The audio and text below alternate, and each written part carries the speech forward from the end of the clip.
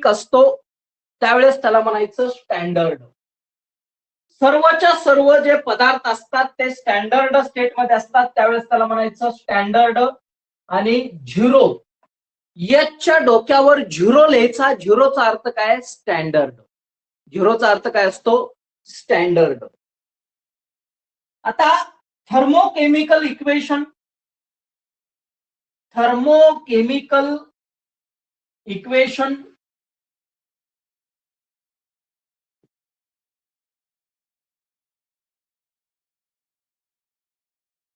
कशाला म्हणायचं? Thermochemical equation.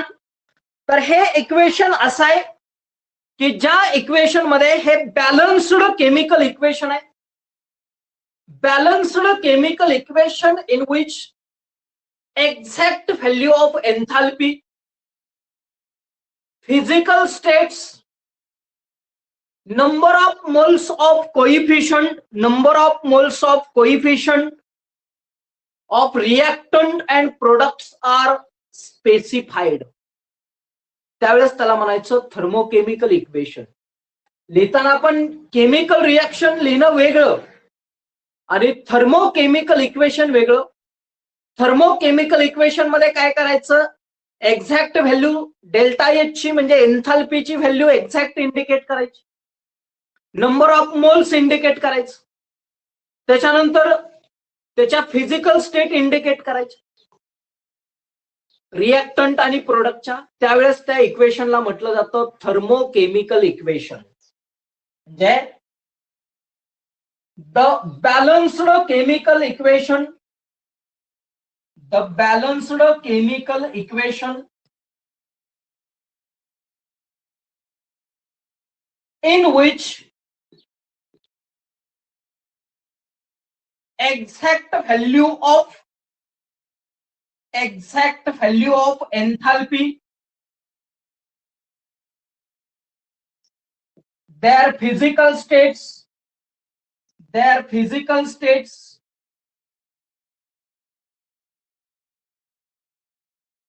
and number of moles of reactants and products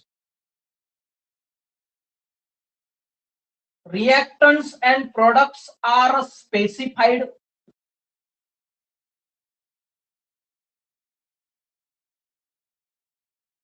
त्यावेळेस त्याला म्हणायचं थर्मोकेमिकल इक्वेशन. मग आतापर्यंत आपण जेवढी इक्वेशन इंडिकेट केली ती थर्मोकेमिकल इक्वेशन होती. एन्थाल्पी ऑफ फ्युजन मध्ये बघा, enthalpy of vaporization, enthalpy of freezing, त्या सर्व इक्वेशन कुठली होती? Thermochemical equation. त्या इक्वेशनला म्हणायचं थर्मोकेमिकल इक्वेशन. काय काय इंडिकेट करायचं? एन्थाल्पीची व्हॅल्यू, त्याच्या फिजिकल स्टेट आणि रिएक्टंट आणि प्रोडक्टचं नंबर ऑफ मोल्स. त्याला आपण म्हणतो थर्मोकेमिकल इक्वेशन. आता ते इक्वेशन लिहिण्याचे रूल्स काय आहेत बघा. पहिला रूल काय आहे? दिलेलं केमिकल इक्वेशन हे काय पाहिजे? बॅलन्स्ड पाहिजे. दिलेलं केमिकल इक्वेशन काय पाहिजे? बॅलन्स्ड. म्हणजे number of moles of reactant आणि number of moles of product हे कसं पाहिजे? बॅलन्स पाहिजे. म्हणजे पहिली गोष्ट काय?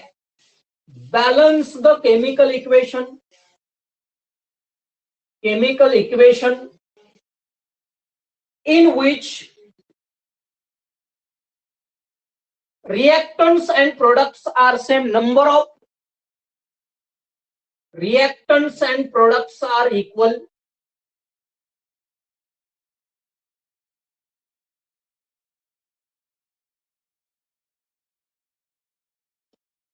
ही पहिली गोष्ट. पहिल्यांदा दिलेलं इक्वेशन काय पाहिजे? बॅलन्स पाहिजे. जेवढे रिएक्टंट आहेत तेवढेच काय पाहिजे? प्रोडक्ट पाहिजे. दुसरं काय आहे?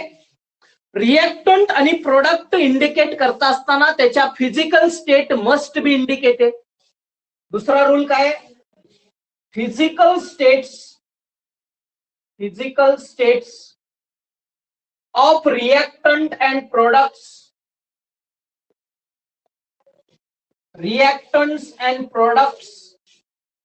R indicated. सॉलिड असेल तर यस, सॉलिड असेल तर काय करायचं कंसात यस, लिक्विड असेल तर कंसात एल, गॅसेस स्टेट मध्ये असेल तर जी, ऍक्वियस असेल तर एक्यू. या फिजिकल स्टेट काय करायच्या इंडिकेट करायच्या. थर्मोकेमिकल इक्वेशन लिहिताना दुसरी काळजी काय करायची, फिजिकल स्टेट इंडिकेट करायच्या. त्याच्यानंतर चेंज इन एन्थाल्पीची व्हॅल्यू काय करायची, इक्वेशनच्या राईट साइडला लिहायची. Value of enthalpy, change in enthalpy म्हणजेच काय, डेल्टा एच कुठं इंडिकेट करायची, राईट साइडला, राईट साइड ऑफ इक्वेशन. एन्थाल्पीची व्हॅल्यू काय करायची, राईट हँड साइडच्या इक्वेशनला काय करायची, मांडायची. Sign must be indicated. Plus असेल तरी साइन लिहायचं, मायनस असेल तर लिहितोच आपण. Sign must be indicated. Minus असेल तर आपण लिहितो, पण प्लस असेल तरी सुद्धा एन्थाल्पीची व्हॅल्यू लिहिताना प्लस शब्द लिहायचा. पुढचा रूल काय बघा, जर रिएक्शन रिव्हर्स केली, if the reaction is रिव्हर्स्ड then enthalpy change is also reversed. Value is the same but opposite sign. If reaction is reversed,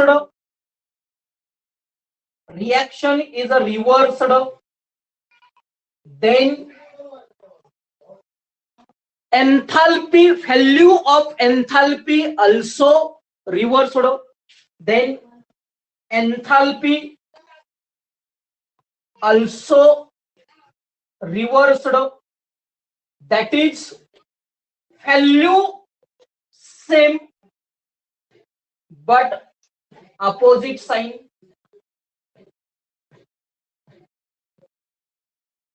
आपण एन्थाल्पी ऑफ फ्युजन मध्ये लिहितो, H2O सॉलिडचं रूपांतर H2O लिक्विड मध्ये करताना अधिक 6.01 किलो जूल पर मोल एवढी एनर्जी होते.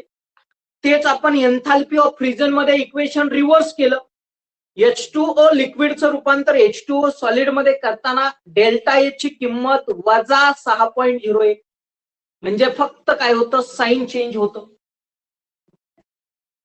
हे चौथी गोष्ट थर्मोकेमिकल इक्वेशन मध्ये. आणि अजून एक आहे पाचवी गोष्ट, जर समजा रिएक्शन बॅलन्स करत असताना कोइफिशियंटनं जर मल्टिप्लाय केलं किंवा डिव्हाइड केलं तर त्या डेल्टा एचच्या व्हॅल्यूला सुद्धा काय करायचं, मल्टिप्लाइड किंवा डिव्हाइड करायचं. कोइफिशियंटनं तुम्ही रिएक्शनला किंवा रिएक्टंट आणि प्रोडक्टला जर मल्टिप्लाय किंवा डिवाइड केलं तर त्याच्या डेल्टा एचच्या व्हॅल्यूला सुद्धा काय करायचं, मल्टिप्लिकेशन किंवा डिवायडेशन करायचं. If reactions are multiplied or divided by certain coefficient, then also multiply or divided delta H value. हे थर्मोकेमिकल इक्वेशनचे रूल्स आहेत आणि या रूलचा आधार घेऊनच आपण आतापर्यंत सर्व इक्वेशन मांडलेत. आताही आपण त्याची एक्झाम्पल बघणार आहे. I had some standard enthalpy of reaction, thermochemical equation, त्याचे रूल्स. समजला पार्ट?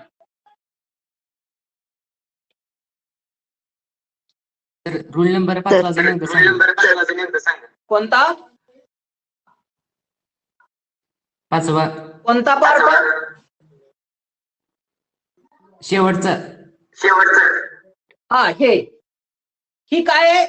आता आपण एक्झाम्पल मध्ये एक्झाम्पल घेणार आहे. समजा आपल्याला रिॲक्शन काय करायचं आहे, त्या 2 न गुणायचं आहे.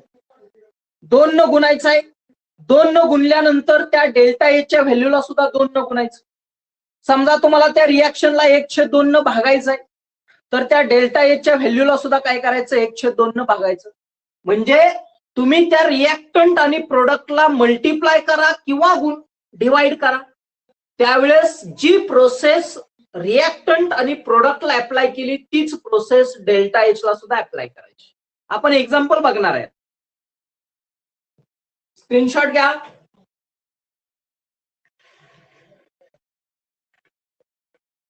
घेतला sir.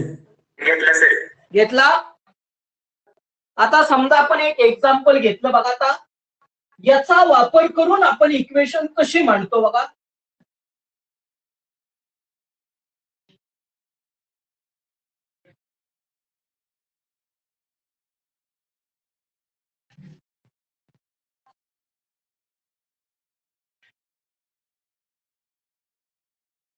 Example combustion of methane, हे आपण एक्झाम्पल घेणार आहे. Combustion of methane.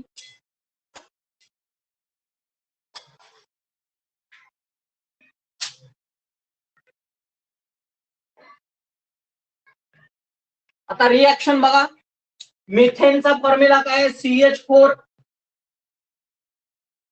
हा गॅस आहे बघा, फिजिकल स्टेट इंडिकेट केल्या.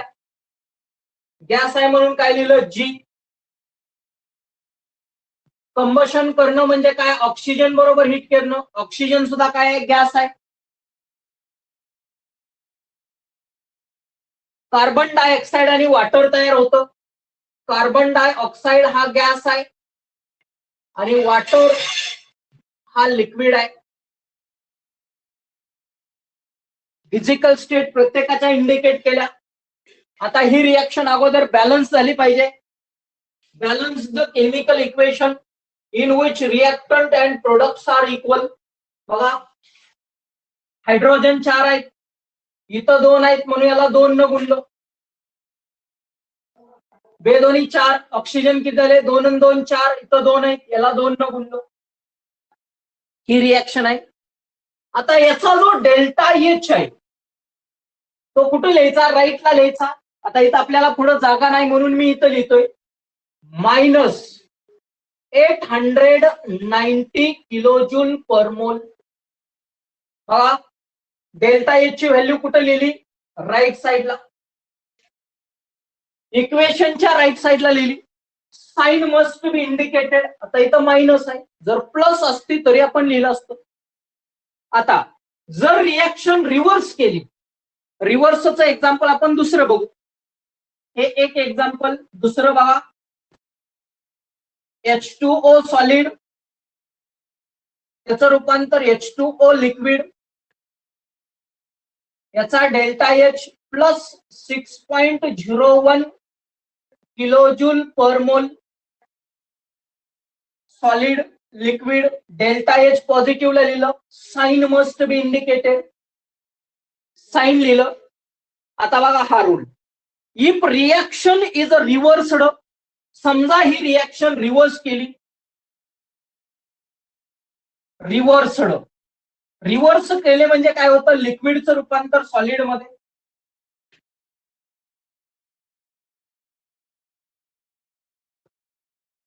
लिक्विडचं रूपांतर सॉलिड मध्ये, त्यावेळेस डेल्टा एच ची व्हॅल्यू अपोजिट होते. इथं किती आहे, अधिक 6.1 वजा 6.01 किलोजूल पर मोल. म्हणजे काय आहे बघा, value same but opposite sign. इथं प्लस होतं, इथं काय झालं, मायनस. म्हणजे रिॲक्शन जर तुम्ही रिव्हर्स केल्यानंतर त्याची डेल्टा एच व्हॅल्यू सुद्धा काय होते, चेंज होते. व्हॅल्यू सेम राहते पण अपोजिट साइन येतं. आणि हा रूल बघा, इफ रिॲक्शन्स आर मल्टिप्लाय. आता इथं किती आहे, 1 आहे. समजा तुम्हाला 2 वॉटर आणायचे. समजा तुम्हाला काय करायचं, इथं 2 वॉटर आणायचे, twice H2O. Toys H2O, 2 water आणलं म्हणजे याला कितीनं गुणलं आपण 2 न. अशा वेळेला त्याच्या डेल्टा एच च्या व्हॅल्यूला सुद्धा कितीनं गुणायचं 2 न. Delta H is equal to 2 गुणुले 6.01 किलोजूल पर मोल. समजा तुम्ही डिवाइड केलं तर या व्हॅल्यूला सुद्धा काय करायचं डिवाइड करायचं. हा रूल आहे. म्हणजे तुम्ही बॅलन्स करताना कोइफिशियंटनं मल्टिप्लाय केलं तर त्या डेल्टा एच च्या व्हॅल्यूला सुद्धा त्याच संख्येनं मल्टिप्लाय करायचं. जर तुम्ही डिवाइड केलं तर त्या डेल्टा एच च्या व्हॅल्यूला सुद्धा काय करायचं डिवाइड करायचं. समजलं? हो सर. हो सर. आता या थर्मोकेमिकल इक्वेशन मध्ये आपण standard enthalpy of formation, standard enthalpy of combustion screenshot घ्या.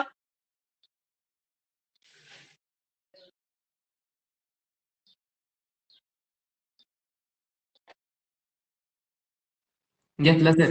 घेतलं सर. आता स्टँडर्ड एन्थॅल्पी ऑफ फॉर्मेशन किंवा त्यालाच म्हणायचं standard heat of formation.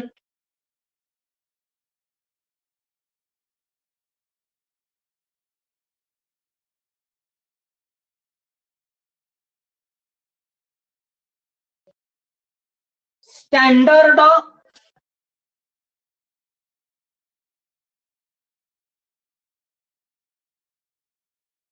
एन्थॅल्पी of formation.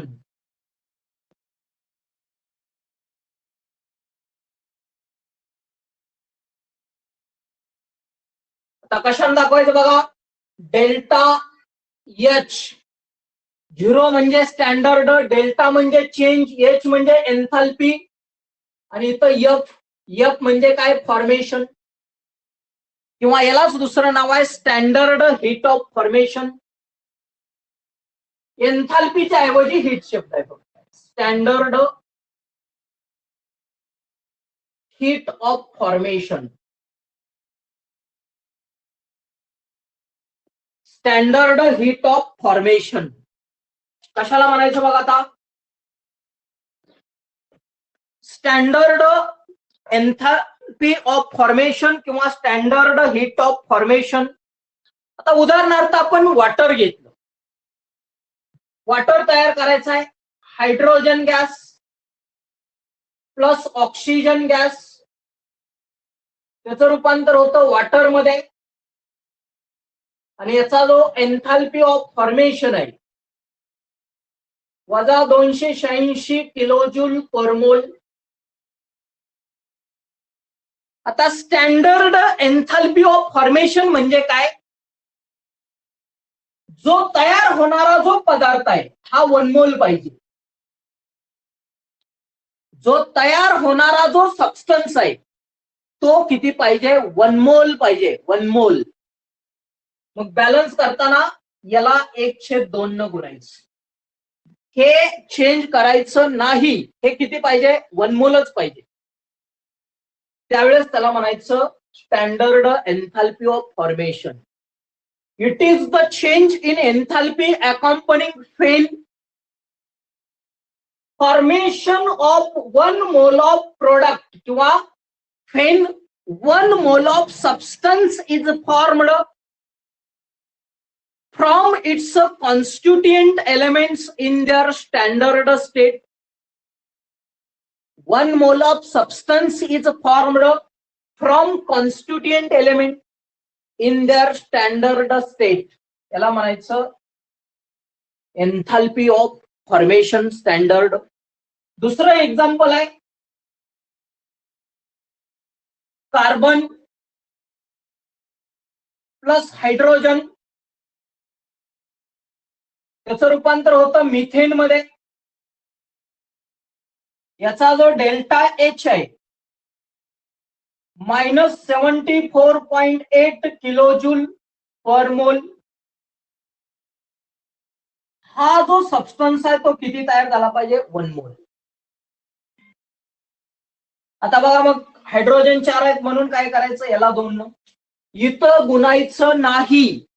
बघा हीच रिएक्शन आपण ऑर्गॅनिक मध्ये अशी लिहिली असती, hydrogen gas, oxygen gas, water. इथं ऑक्सिजन 2 आहेत म्हणून याला 2 न गुणलं, H2 आहेत 4 म्हणून इथं 2 न. अशी रिएक्शन लिहायची नाही, कारण आपला फॉर्मेशन म्हणजे काय, हा सबस्टन्स किती तयार झाला पाहिजे, 1 मोल. हा सबस्टन्स किती तयार झाला पाहिजे, 1 मोल. त्याला म्हणायचं स्टँडर्ड एन्थाल्पी ऑफ फॉर्मेशन. म्हणजेच डेफिनेशन काय, it is the change in enthalpy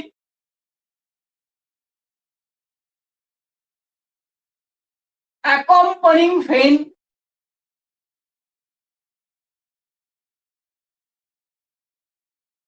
आता बघा 1 mole of substance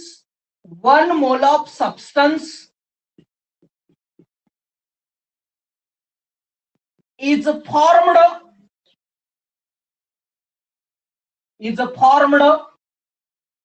from its constituent elements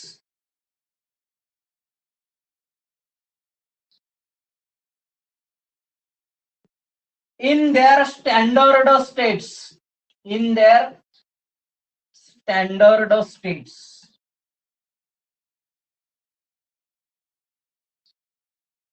याला म्हणायचं स्टँडर्ड एन्थाल्पी ऑफ फॉर्मेशन. समजतंय का?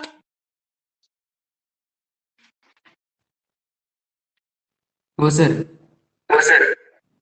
आता बघा याचं एक्झाम्पल घेतलं, आपल्याला प्रॉब्लेम सोडवताना इक्वेशन काय, समजा जनरल रिएक्शन घेतली, A plus B, C plus D.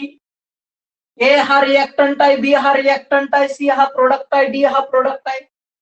Small ए त्याचा कोइफिशियंट, स्मॉल बी त्याचा कोइफिशियंट, स्मॉल सी त्याचा कोइफिशियंट, स्मॉल डी त्याचा coefficient.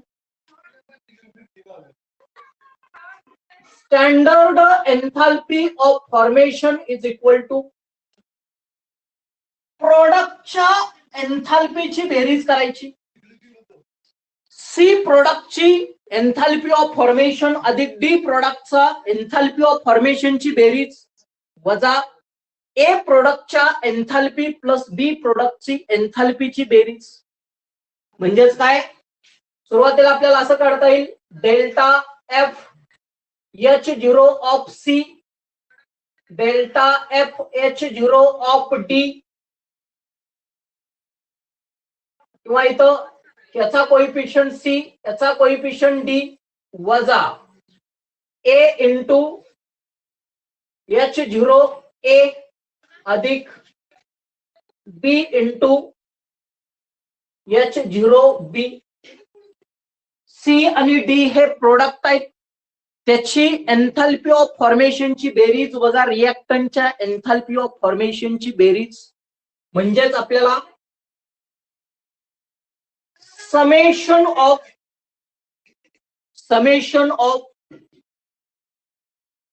H0 product minus summation of reactants, याला म्हणायचं enthalpy of formation, standard enthalpy of formation. प्रोडक्टच्या एन्थाल्पीची बेरीज मायनस रिएक्टंटच्या एन्थाल्पीची बेरीज, आणि या दोन्हीची वजाबाकी म्हणजे काय असतं, स्टँडर्ड एन्थाल्पी ऑफ फॉर्मेशन. आणि ही पहिली टर्म आहे, स्टँडर्ड एन्थाल्पी ऑफ फॉर्मेशन किंवा स्टँडर्ड हीट ऑफ फॉर्मेशन. समजला?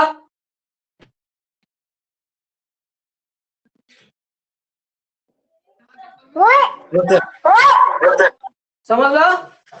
आता बघा याच्या अपोजिट काय असतं, स्टँडर्ड एन्थाल्पी ऑफ कंबशन. दुसरा पार्ट आहे याच्यामध्ये, standard enthalpy of combustion.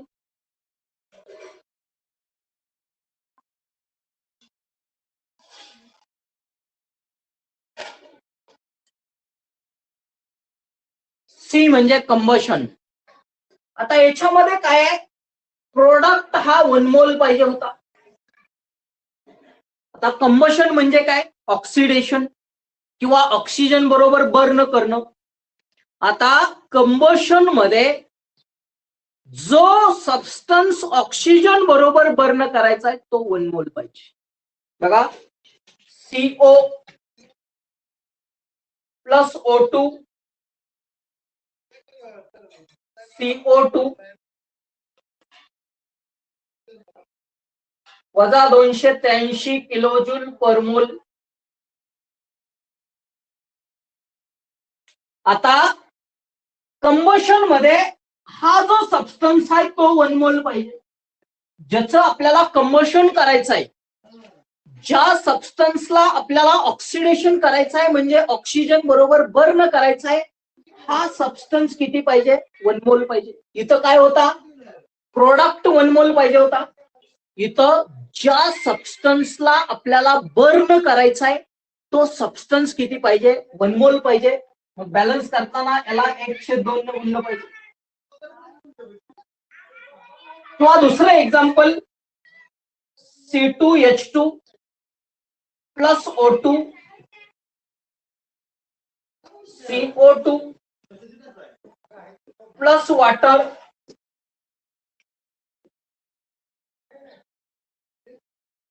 1300 kilojoule per mole. आता बघा, हा सबस्टन्स 1 मोल पाहिजे. याचं आपल्याला काय करायचं आहे, ऑक्सिडेशन करायचं आहे किंवा ऑक्सिजन बरोबर बर्न करायचा आहे. हा सबस्टन्स किती पाहिजे, 1 मोल. बॅलन्स करताना याला 2 न गुणा, 2 कार्बन 2 कार्बन, H2 ऑक्सिजन इथं 2 आहे. इथं किती झाले, 2 दोन्ही 4 आणि 1 5. इथं 5 म्हणजे 2.5 न गुणलं पाहिजे. 2.5 न आपल्याला गुणता येत नाही, म्हणजेच काय करायचं, 5/2 न गुणायचं. म्हणून याला 5/2. म्हणजे बघा, कंबशन म्हणजे काय, हा सबस्टन्स किती पाहिजे, 1 मोल. It is the change in enthalpy accompanying faint 1 mole of substance in their standard state is oxidized or completely blunted. Mute करा, कुणाचा आवाज येतोय, म्यूट करा.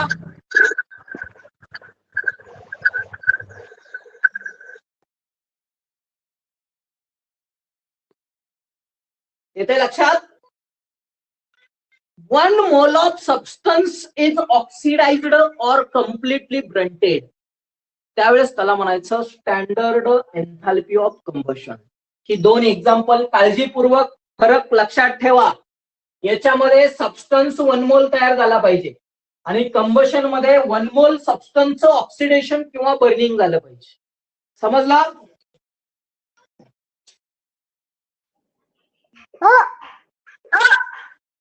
समजलं का?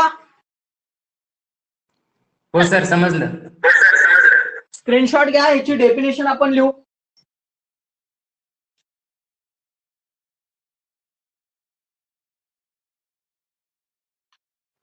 घेतला सर. आता बघा, आणि याच्यामध्ये अजून एक हे झालं रिॲक्शन.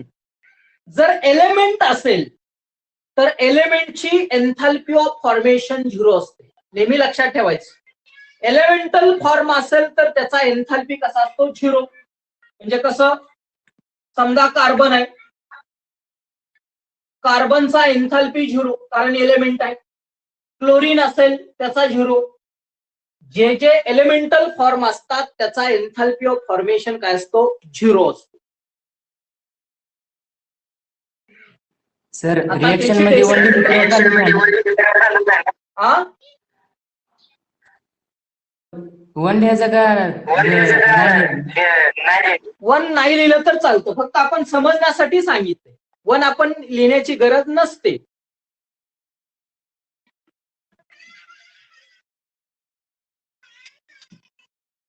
आता बघा, कशाला म्हणायचं standard enthalpy of combustion. It is the change in enthalpy. It is the change in enthalpy. Change in enthalpy accompanying faint. Accompanying faint. आता बघा, 1 mole of substance in their standard state.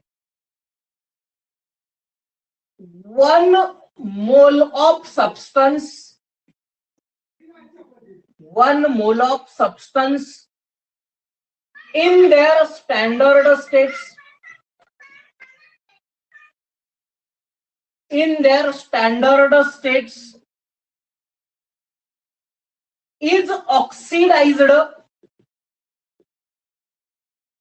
or completely blunted, or completely blunted, is called standard enthalpy of combustion. Standard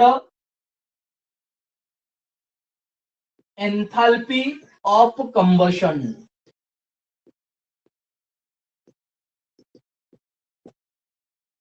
त्याला म्हणायचं standard enthalpy of combustion. समजलं?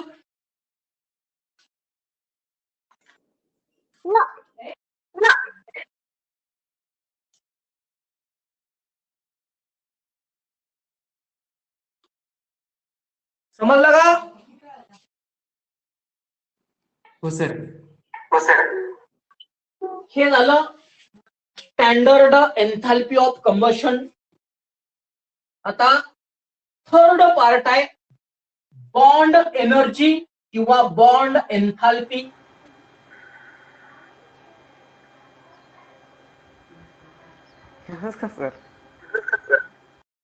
Bond energy और bond enthalpy.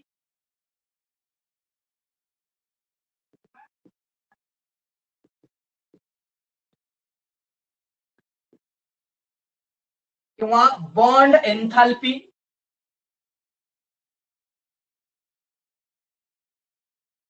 आता bond energy कुणाला म्हणायचं आणि बॉन्ड एन्थाल्पी कुणाला म्हणायचं, अगोदर जर आपण एक्झाम्पल घेतली, बॉन्ड एनर्जी किंवा बॉन्ड एन्थाल्पी म्हणजे काय, तर पर्टिक्युलर कोव्हॅलंट बॉन्ड आपल्याला ब्रेक करायचा. गॅसेस मॉलिक्यूल मधला पर्टिक्युलर कोव्हॅलंट बॉन्ड ब्रेक करण्यासाठी लागणारी एनर्जी किंवा एन्थाल्पी, आणि बॉन्ड ब्रेक झाल्यानंतर त्याचं रूपांतर गॅसेस ऍटम किंवा रॅडिकल मध्ये होतं. कसं बघा, हायड्रोजन मॉलिक्यूल आहे, हा H2 मॉलिक्यूल आहे, म्हणजे त्याच्यामध्ये बॉन्ड काय असतो, हायड्रोजन हायड्रोजन हा कोव्हॅलंट बॉन्ड आहे. हा जो बॉन्ड आहे तो काय आहे,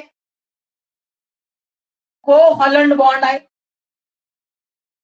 हा बॉन्ड फोडण्यासाठी लागणारी एनर्जी त्याला म्हणायचं बॉन्ड एन्थाल्पी. बघा मग H2 गॅस,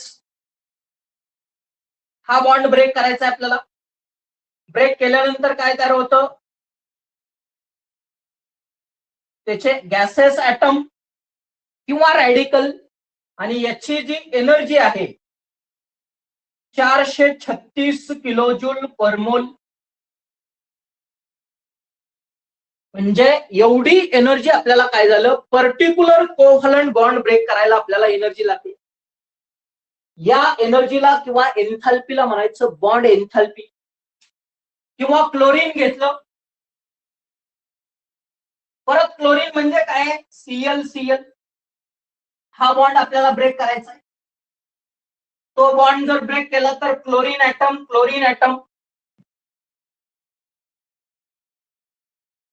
याच्यासाठी लागणारी जी एनर्जी आहे स्टँडर्ड एन्थाल्पी 242 किलोजूल असते. 242 किलोजूल.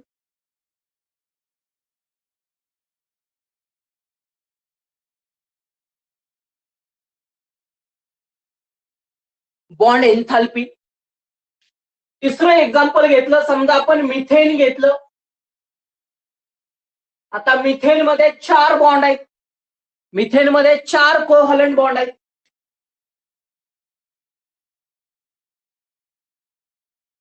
हा मिथेन आहे. हा एक कोव्हॅलंट बॉन्ड आहे. हा दुसरा कोव्हॅलंट बॉन्ड आहे. हा तिसरा कोव्हॅलंट बॉन्ड आहे. हा चौथा कोव्हॅलंट बॉन्ड आहे. कोव्हॅलंट बॉन्ड फोडल्यानंतर काय तयार होतं? कार्बन आणि 4 हायड्रोजन. याच्यासाठी लागणारी जी एनर्जी आहे 1660 किलो जूल पर मोल. याला म्हणायचं बॉन्ड एन्थाल्पी. याला काय म्हणायचं? Bond enthalpy. समजा आपण वॉटर घेतलं, पहिलं एक्झाम्पल, दुसरं एक्झाम्पल, तिसरं एक्झाम्पल, चौथं एक्झाम्पल. Water H2O. आता वॉटर म्हणजे काय? HOH आहे. 2 कोव्हॅलंट बॉन्ड आहेत. हा एक आणि हा एक. Twice H plus oxygen. याच्यासाठी लागणारी एनर्जी आहे 927 किलो जूल पर मोल. Bond enthalpy. एका स्टेप मध्ये करा किंवा 2 स्टेप मध्ये करा, आन्सर तुमचं तेच येतं. बघा आता हीच रिॲक्शन आपल्याला 2 स्टेप मध्ये करता येते. पहिल्या स्टेप मध्ये काय करायचं? एक बॉन्ड फोडायचा H आणि OH. याचा जो एन्थाल्पी असतो तो असतो 499 किलो जूल पर मोल. दुसऱ्या स्टेप मध्ये हा जो OH आहे याच्यामध्ये काय? ऑक्सिजन हायड्रोजन बॉन्ड आहे. हा बॉन्ड ब्रेक करायचा.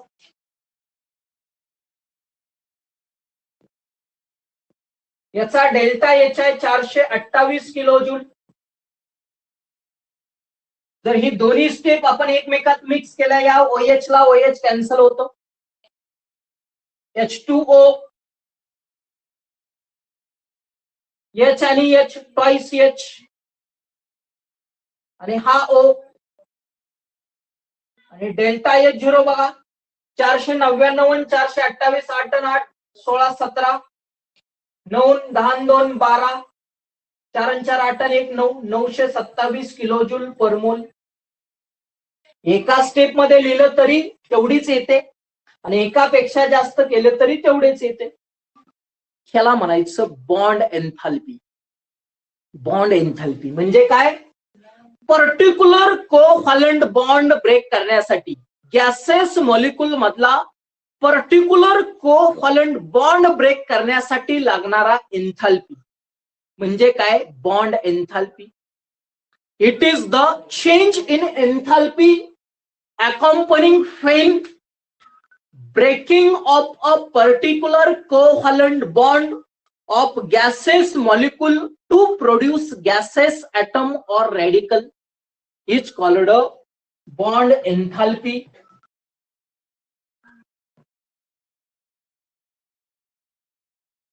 It is the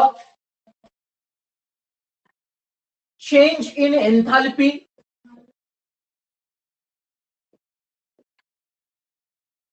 required or necessary to break a particular covalent bond of gaseous molecule to produce gaseous atom or radicals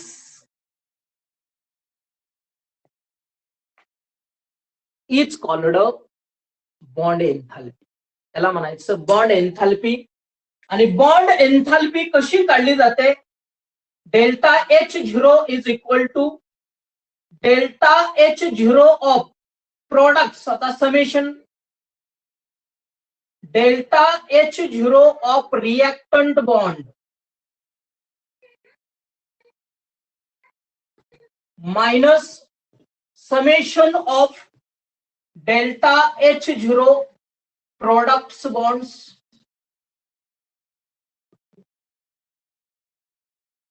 याच्यावरनं bond enthalpy काढली जाते. फॉर्मेशन मध्ये काय होतं, प्रोडक्ट मायनस रिएक्टंट, पण bond enthalpy काढताना रिएक्टंटच्या बॉन्डची enthalpy वजा प्रोडक्टच्या बॉन्डची एन्थाल्पी याच्यावरनं काढलं जातं. आपल्याला प्रॉब्लेम आहेत, आपण न्यूमरिकल्स घेणार आहे. समजलं का? Bond enthalpy. हो सर. स्क्रीनशॉट घ्या.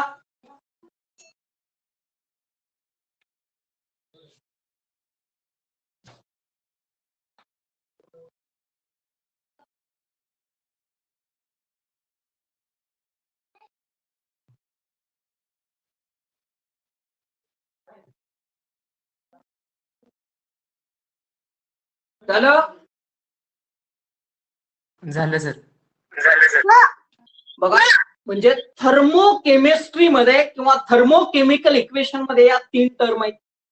म्हणजे आपण किती डेफिनेशन आतापर्यंत बघितल्या बघा. एन्थाल्पी मध्येच आपण एन्थाल्पी ऑफ फ्युजन मध्ये 5 बघितल्या, फेज ट्रान्झिशन मध्ये.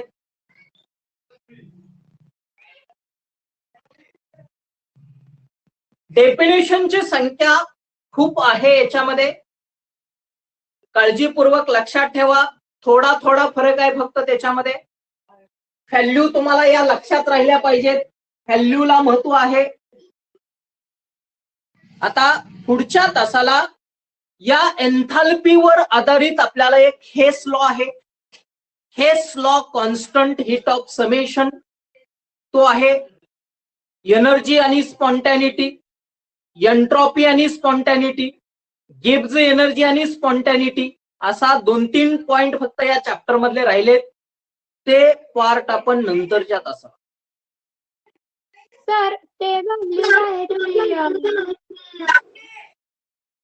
असं ठरलेलं नाही, फिक्स असतात त्या व्हॅल्यू.